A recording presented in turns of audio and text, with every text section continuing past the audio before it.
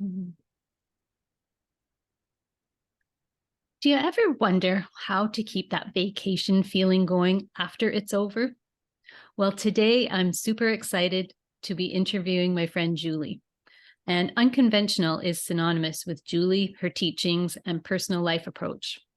By combining 30 years of corporate talent development experience with life coaching, emotional intelligence, the outdoors, and transformation travel wisdoms, Julie educates and empowers individuals on how to break free from their dissatisfying lives so that they can step into a new chapter.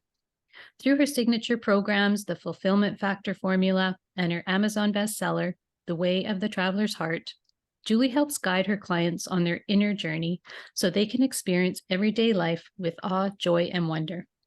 Having traveled to 40 countries, Julie has mastered the traveler's mindset and how to effectively integrate that into work, life, and corporate culture. Julie also has a podcast, The Traveler's Heart, where the stories inspire people to see and experience life as a travel experience every day, not just on weekends, holidays, and long vacations.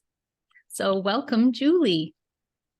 Thank you so much, Cora. It's so great to connect with you and just excited to be here finally. Yeah, yeah, it's taken us a while, but that's all good. It's all good. It's all good. It's all meant. It's timing is everything, right? Divine timing is everything.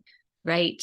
So excited. And I know now that the world has kind of opened up and everyone's getting back into traveling, I think this is a really timely time to be talking about keeping that traveling feeling going. So maybe before we get into a little bit of that part of it, you can just give us some story about your background and how you even came to go through that. Oh, thank you so much. The traveler's heart was something that I started to identify with, Cora, when I started to do some big long-term travels. I had quit my job back in 1999. I traveled around the world and I discovered parts of myself that I forgot were there or I didn't really let out or unpack in my everyday life. I felt like, oh, Julie's too big or it's too much to share. But when you're strangers, right, in a different place, that's one of the great things about travel. You can be whoever you want to be. And I came up with this persona called Zolfo woman. My last name Zolfo. And my backpack became like my cape. And I just loved who that girl was. And then I would come home and get back into everyday life. And there was just a missing and an emptiness. And what I was realizing is that I forgot to unpack the very best souvenir from traveling, that new empowered self. And so I was doing this for a while, and it got to the point where I even slipped into a depression. And I really needed to step back and realize, why do I think it's one or the other? Right? Why do I have to be a traveler or then I have to be Julie when I come home? And so it was through that, inquiry process and really seeing what do I like of both lives, let me bring the two together. And that's how I started to unpack the traveler's heart for myself. Right. And did you always want to travel? Because I know I talked to a lot of people. Some people are really into it or want to be, doing more exploring. Some people's idea of vacation is very different. Did you, because you've been to so many different countries, was that always part of your goal to, travel around the world? I never knew that was part of my superpowers, but I look back and I had two parents that were from the Bronx in New York City. They knew nothing about travel or getting out. Like traveling was getting, on the bus and going to like a different neighborhood. But to my parents' credit, when we were young, they wanted us to have a different life than they did. And I remember at a very young age, starting around springtime, my mom would go to the library. And here in the United States, we'd have these big books called KOA. It was for all the campgrounds. And she would start looking up the campgrounds and sending away for information. And we would go on these camping trips. I lived in New Jersey. So we would go to Pennsylvania or upstate New York or Amish country. And looking back, it was great. But I never realized at the moment that my parents were experiencing those types of things for the first time when I was, experiencing it for the first time. But I learned their way of traveling by preparing a lot. So I share that background because my mom had the book and all the brochures. So when I got ready to travel around the world, I did what I remember my mom did. I got the big binder and I put everything in, their divisions. I'm very organized that way and had all this great knowledge about where I'm going to travel in the world. And I went to go see my friend Matt, who is also a traveler. And I go, look at my binder. This is where I'm going to travel. And he's like, that's great. You're going to put that in your backpack? I was like, Oh, I'm yeah. like, oh yeah, no. It's like, so there was a different way of traveling versus planning, being more of a Mhm. tourist, and then really learning to be a traveler. And I think, like you said, I think that was a really honest thing that everybody doesn't travel the same way. But the traveler's heart is actually just there to inspire people. How do we have new experiences? Right? The traveler's heart can mean, you're going to a new restaurant in town, or you go across town to a new restaurant, or you volunteer, or you go to the theater, whatever takes you out of that little station of what you know Mhm. and puts you in a place for just a minute to have a new set of experiences. And then if you liked it or you didn't like it, how do you bring that back into your everyday life? And so that's really around what the traveler is about, but really learning the difference between that tourist and being a traveler. And that's when I started to learn how to be more free, not plan so much, and be okay with things just happening. And what a great lesson to then bring back into my everyday life. Yeah, yeah. And I love that, that you don't necessarily have to travel far and wide to travel to get that experience, because most of us live in cities that have multicultural experiences, and there are a lot of things we can do in our own backyard. So I'm just kind of curious, Absolutely. where was your first biggest trip that you went to that was so totally outside of your comfort zone? Yeah.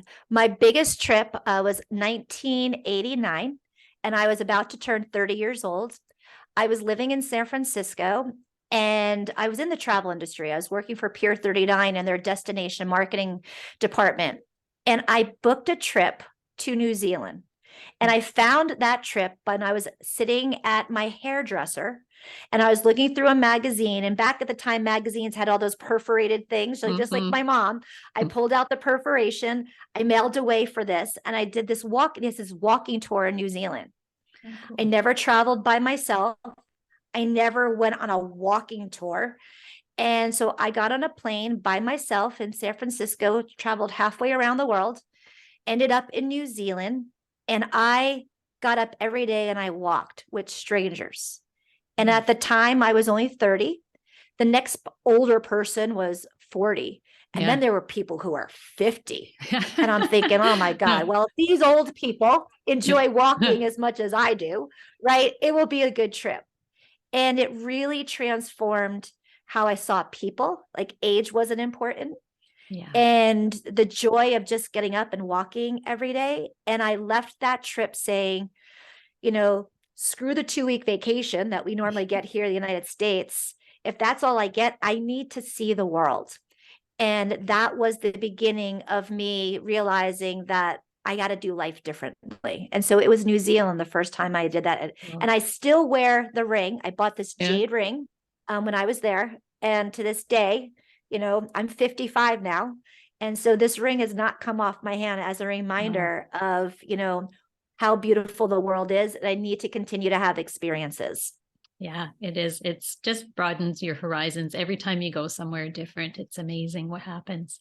So give us a little background into your book. I know we're going to talk about that a little bit. And the people Mm. that are listening might not know that the heart in the traveler's heart is actually an acronym. So maybe you can give us a little bit of information on what inspired you to write the book and the title. Right. Well, getting back to what inspired is I found myself flatlining when I came home. I needed a different way. So again, I did a little inquiry, and I think that's such an important part. A lot of people miss when they travel. I know you've been away for a while too. And so part of after being away for a while, we don't give ourselves enough time to come home and just decompress. Like, what just happened? So Mhm. often we get home and this go right back into how life was. And so part of my invitation, I know, Cora, you'll be going back, soon to Canada, and for everybody else, when you're planning a vacation, especially after a significant time away, really building in that buffer. Don't just get home on Sunday night at 9 o'clock and then think you have a 7 o'clock, Zoom call. Mhm. You're missing out on part of the vacation of the internal journey. And so that was part. And so I started to think about, well, what is it that when I come home, I'm missing, right? You're always trying to find the gap. So I was like, oh, connection with other people, like different people. When I travel, I'm a lot more curious. When Mhm. I travel, I'm a lot more courageous. When I travel, I feel like I'm really focusing on what matters most to me. And I feel like I'm really in the flow and trusting the guides and the spirit. So I came up with these 5 C's: connection, curiosity, courage, clarity, and co-creation. And I realized that when I don't do that in my everyday life, right, my heart would flatline. So those were the desires of my heart. Now, these aren't things that I need to get on a plane to go experience or to travel. These are things that I can actually implement in my everyday life. So I got really clear about what those desires were that I was missing. And then I realized through my travel, the accurate in heart is actually the wisdom of what each one of those desires taught me. So, connection. I realized that home is a sensation of belonging, not a destination of belongings. Right. For somebody who's lived in Yeah. 11 states around America, right? I never really was grounded, but home became where I felt accepted.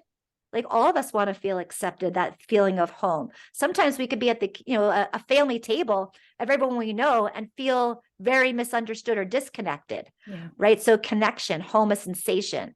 The E is experiment with experiencing, right? That curiosity, keep that alive, keep experiencing without an expectation. That's the key. Mm. We want to experience, but don't have a judgment to it. Don't think about what you're already going to experiment with and what the outcome is going to be. I bet with you being there in Mexico, there's so many things. You walked down a street, you found a new cafe. You didn't have an agenda, right? Mhm. You just got out there and you walked around and you Yeah. found things. Yeah. And I find And it we too. can do that in our everyday life. Yeah. Thinking about some of the holidays in the past, if you have expectations before you leave and then they don't meet your expectations, then you feel disappointed. So rather than do that, don't Absolutely. expect. Yeah.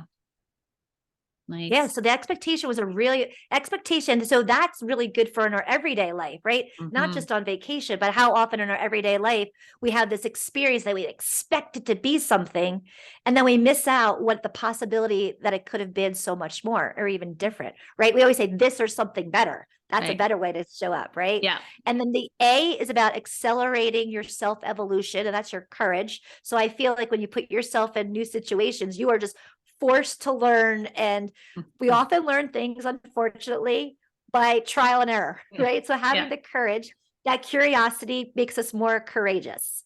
Then the R is recalculate what matters most. And so, when I travel, I get really clear about what matters to me, but bringing that home and really realizing that I need to know what my non negotiables are. And so when I'm faced with a choice, a decision, or opportunity, it's not a hard decision because I'm so clear, and I do a process called the passion test, but helping you recalculate what matters most. And the T is trust plans will always change and That's just a go good with the one. flow. Especially Right. these And that's the days. co-creation. Yeah, Yeah. especially these days. I know we drove to Mexico this year, but with all the people that are flying, like the delays and everything, it's a different world out there these days. So you definitely have to be willing to go with the flow. Absolutely. That's a big one, right? X, so letting Hmm. go of expectations, right?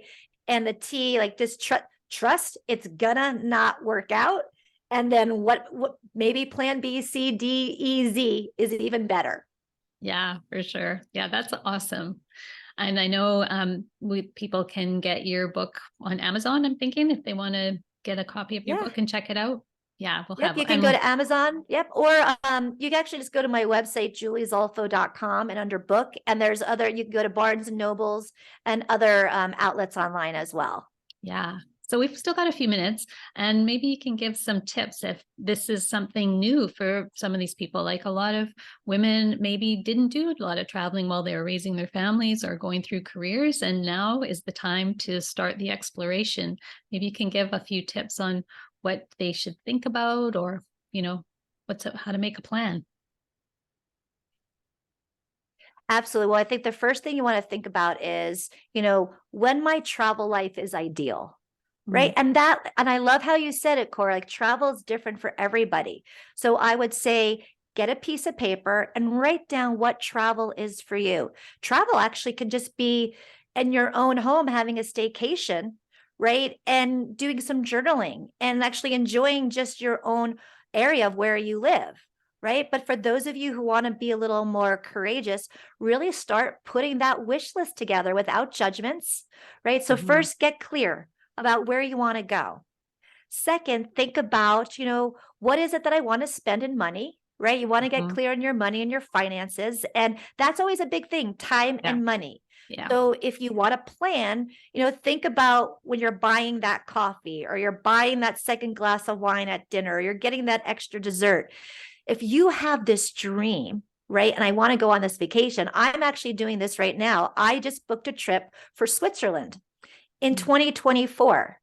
I put down the down payment, and now every month I have to do these payments. But instead of that payment feeling hard, I think about throughout the month all the ways that I put my money in my Switzerland trip, yeah, and it gets me more excited. So when I don't buy that coffee, that latte that cost me $7, or getting that bottle of wine, all that adds up. So having a goal and having a fun way of saving money versus feeling that it's a strain, because we always want to have joy. Nothing's fun when we have to put it as a should or have to, right? yeah. So really looking at your mindset about that. And the third thing I would say is, um, let your heart wonder and stay in awe, not just when you get on the vacation starts the moment you allow yourself to think about wanting to go on vacation and Mhm. getting away. Actually enjoy the prep process. Dream, look at magazines, create a vision board, see yourself there. I remember one of the places I would read about, Jeffrey Archer is an English author, and he Mhm. always wrote about 10 Downing Street. Yeah. And I remember when I got to London, right? People like, oh, you want to see, Big Ben and London Bridge and Windsor Castle? Like, no, I need to see 10 Downing Street. Yeah. And right. And the moment I was standing in front of 10 Downing Street, I'm like, I made it. I'm in the book, Yeah. you know, but that longing for it, like give yourself that opportunity to dream, right? So prepare, save with joy, Mhm. right? And then experience the wonder the moment you start doing it. So that would Yeah. be my advice. Yeah, that's awesome. And I agree. I think a lot of the excitement of trips is in the planning part of it. Mhm. And I know when my husband and I went to New York City, people were like, well, what did you do? I'm like, not really much. We just walked around and saw all the things that you see in all the movies. You know, sometimes that Absolutely. is Well, again, part get of that. it. Think of my binder story, right? Like I Yeah. had this whole binder, and it was fun putting that together, but then being able to let it go and see what unfolds, right? The expectation, like, okay, I know I'm going there. I got some information, but what else is going to show up along the way? Yes, exactly. And really think about this, what kind of vacation do you want? Because there's so many options out there. Do you really want to go with next to nothing, like in a small backpack?